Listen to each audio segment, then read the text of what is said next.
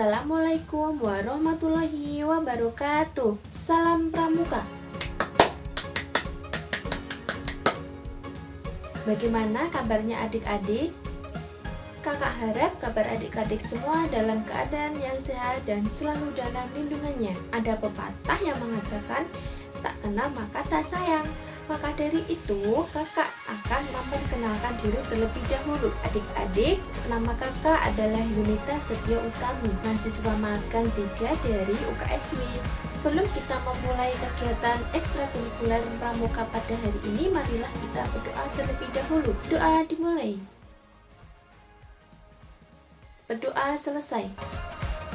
Adik-adik penggalang, pada hari ini kita akan melakukan kegiatan ekstrakurikuler pramuka secara daring. Kakak Yunita akan menyampaikan materi kepada adik-adik penggalang SD Negeri Kendongan 1 Salatiga. Materi yang pertama yaitu sejarah pramuka di dunia dan di Indonesia pramuka penggalang. Kakak akan menyampaikan materi dalam bentuk video berikut ini. Kakak minta adik-adik semua menyimak dengan baik dan mencatat materi yang penting pada video tersebut. Serta nanti pada akhir video ada tugas untuk adik-adik penggalang untuk dikerjakan. Selamat menyaksikan video dengan baik dan selamat mengerjakan. Halo adik-adik penggalang. Pada hari ini kita akan membahas materi sejarah pramuka di dunia dan sejarah pramuka di Indonesia. Sebelumnya, apa itu gerakan pramuka? Adakah yang tahu? Gerakan Pramuka merupakan nama organisasi pendidikan non-formal yang mengusung pendidikan dengan cara kepanduan. Pramuka ialah singkatan dari Raja Muda Karana yang bermaksud jiwa muda yang suka berkarya. Sebutan anggota pada gerakan Pramuka itu ada 4, yaitu Pramuka Siaga usia 7-10 tahun, Pramuka Penggalang usia 11-15 tahun, Pramuka Penegak usia 16-20 tahun, Pramuka Pandega usia 21-25 tahun. Berikut adalah contoh gambar dari Pramuka Siaga, Pramuka Penggalang, Pramuka Penegak, dan yang terakhir Pramuka Pandega. Bagaimana perkembangan pramuka? Mari kita mempelajari bersama-sama. Yang pertama yaitu sejarah pramuka di dunia. Sejarah berdirinya pramuka di dunia tidak dapat lepas dari sosok Lord Baden-Powell. Beliau lahir pada tanggal 22 Februari 1857. Lord Robert Baden-Powell of Gimwell merupakan bapak pandu dunia. Sejarah pramuka di dunia awal mulanya dimulai pada tahun 1907. Semua sejarah berdirinya gerakan pramuka ini dimulai dengan 21 pemuda dan sebuah camp percobaan pada tahun 1907 berupa perkemahan di Brownsea Island, Inggris. Camp termasuk merupakan suatu kesuksesan yang dibuktikan oleh organisatornya, yaitu Lord Baden-Powell, bahwa metode pelatihan yang digunakannya dapat menarik minat para muda dan benar-benar bermanfaat untuk melatih anak-anak muda tersebut. Selanjutnya pada tahun 1912 dengan bantuan adik perempuan Baden-Powell bernama Agnes didirikan organisasi kepramukaan wanita dengan nama Girls Guides dan lalu diteruskan bimbingannya oleh istri Baden-Powell.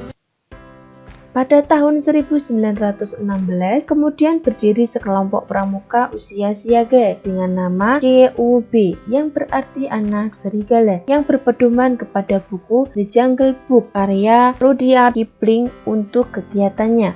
Selanjutnya pada tahun 1918 dibentuk Rover Scout untuk para pramuka yang telah berusia 17 tahun. Kemudian pada tahun 1920 dilaksanakan jambor pertama kali di Olympia Hall, London. Undangan diberikan kepada pramuka dari 27 negara dan ketika itulah Baden-Powell juga diangkat sebagai bapak pandu sedunia. Kemudian dibentuk Dewan Internasional yang jumlah 9 orang tentang anggota dan juga pembentukan Biro Sekretariat di London, Inggris. Biro Dunia untuk Pramuka Putra memiliki 5 kantor perwakilan, antara lain Costa Rica, Mesir, Filipina, Swiss, dan Nigeria. Sedangkan Biro Putri memiliki 5 kantor pusat berupa Sekretariat di London, Biro Kantor Wilayah di Amerika Latin, Arab, Asia Pasifik, dan Eropa. Setelah kita mempelajari sejarah pramuka di dunia, kita juga akan mempelajari materi sejarah pramuka di Indonesia. Sebelumnya, siapakah Bapak Pramuka Indonesia itu? Ya, Bapak Pramuka Indonesia adalah Sultan Hamengkubuwana IX. Beliau lahir pada tanggal 12 April 1912.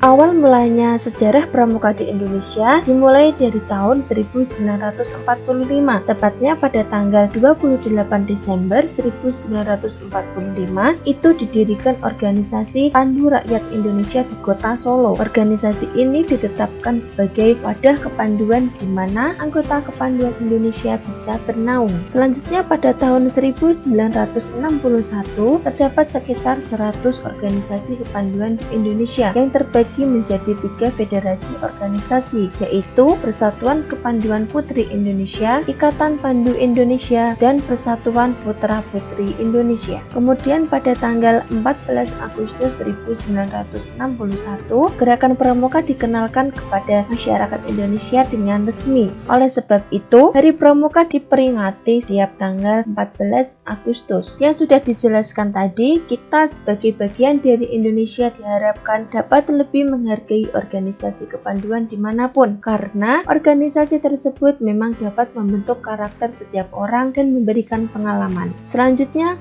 kita akan mempelajari tentang sejarah Jambor Pramuka. Apa itu Jambor Pramuka? Jambor merupakan pertemuan pramuka penggalang dalam bentuk perkemahan besar yang diselenggarakan oleh kuartir gerakan pramuka dari tingkat yang paling ranting sampai tingkat nasional. Bahkan di dunia pun diselenggarakan kegiatan serupa yang biasa disebut Jambor Dunia atau World Scout Jambor.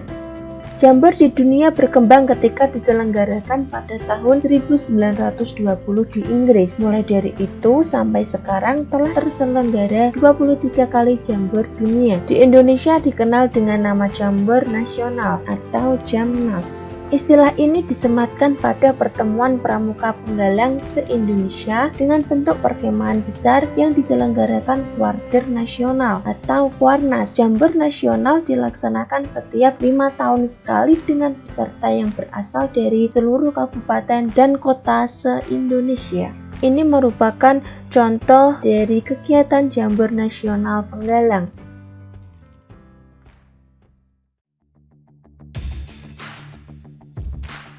Sekian materi yang dapat kakak sampaikan untuk adik-adik penggalang. Semoga dapat bermanfaat dengan baik. Sebelum kita mengakhirinya, marilah adik-adik penggalang kita menutup kegiatan ini dengan berdoa. Berdoa dimulai. Berdoa selesai. Salam Pramuka. Terima kasih. Wassalamualaikum warahmatullahi wabarakatuh.